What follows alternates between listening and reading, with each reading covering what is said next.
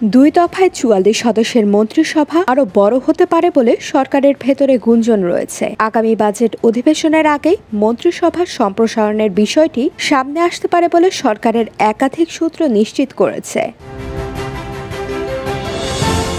গত ৭ জানুয়ারি নির্বাচনে বিপুল বিজয়ের পর ১১ জানুয়ারি আওয়ামী লীগ টানা চতুর্থবারের মতো সরকার গঠন করে। সে সময় প্রধানমন্ত্রী শেখ হাসিনা সহ ৩৭ সদস্যের মন্ত্রিসভা গঠন করা হয়। এই মন্ত্রিসভা অপূর্ণ ছিল, সেটি সরকারের পক্ষ থেকে বলা হয়েছিল।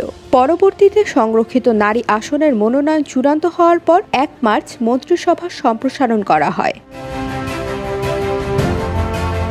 তবে সে দফায় কোনো পূর্ণমন্ত্রী দেওয়া হয়নি, বরং ৭ জন নতুন প্রতিমন্ত্রীর মাধ্যমে ৪৪ সদস্যের মন্ত্রিসভা গঠন করা হয়। ২০১৮ সালেও মন্ত্রিসভা ছিল ৪৭ সদস্যের। এবারের মন্ত্রিসভা আওয়ামী লীগের গত ৩ বারের মন্ত্রিসভার চেয়ে আকারের সবচেয়ে ছোট, আর এই কারণেই মন্ত্রিসভা সম্প্রসারণের বিষয়টি বিচ্ছিন্নভাবে আলোচিত হয়।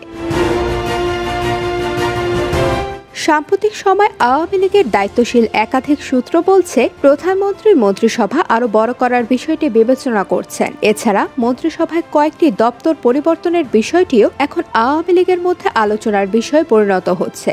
বিশেষ করে বাণিজ্য মন্ত্রণালয়ের একজন পূর্ণাঙ্গ মন্ত্রী দেওয়া, পানি সম্পদ মন্ত্রণালয়েও পূর্ণাঙ্গ মন্ত্রী দেওয়ার বিষয়টি সরকার গুরুত্বের সঙ্গে বিবেচনা করছে বলে জানা গেছে।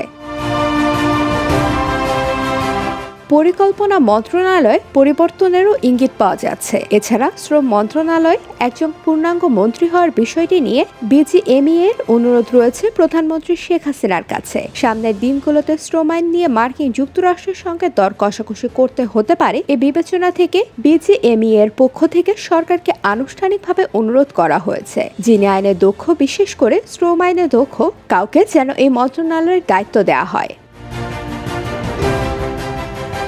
মন্ত্রিসভার সদস্যদের ইতোমধ্যে ১০০ দিন পেরিয়ে গেছে গত ২১ এপ্রিল। এর মধ্যে মন্ত্রিসভার সদস্যদের ভালো মন্দ নানা রকম হিসেব নিকাশ প্রধানমন্ত্রী করেছেন। তবে মন্ত্রিসভার সদস্যদেরকে এখনই বিচার করার সময় হয়নি বলে সরকারের নীতি নির্ধারক মহল মনে করছেন। তবে টানা ২ থেকে ৩ বার যারা প্রতিমন্ত্রী হয়েছেন তাদের মধ্যে থেকে ২-১ জনকে পদোন্নতি দেওয়ার বিষয়টি সরকারের বিবেচনাধীন রয়েছে বলেও জানা গেছে। এদের মধ্যে নৌপরিবহন প্রতিমন্ত্রী খালিদ মাহমুদ চৌধুরী, বিদ্যুৎ ও জ্বালানি প্রতিমন্ত্রী নসরুল হামিদ এবং ডাক, টেলিযোগাযোগ ও তথ্য প্রযুক্তি প্রতিমন্ত্রী জুনায়েদ আহমেদ পলক, এদের মধ্যে এক বা একাধিক জনকে পূর্ণাঙ্গ মন্ত্রী হিসেবে পদোন্নতি দেওয়া হতে পারে বলে জানা গেছে। জুনায়েদ আহমেদ পলক ইতোমধ্যে রাজনৈতিকভাবে আওয়ামী লীগের গুটবুকে চলে গেছেন।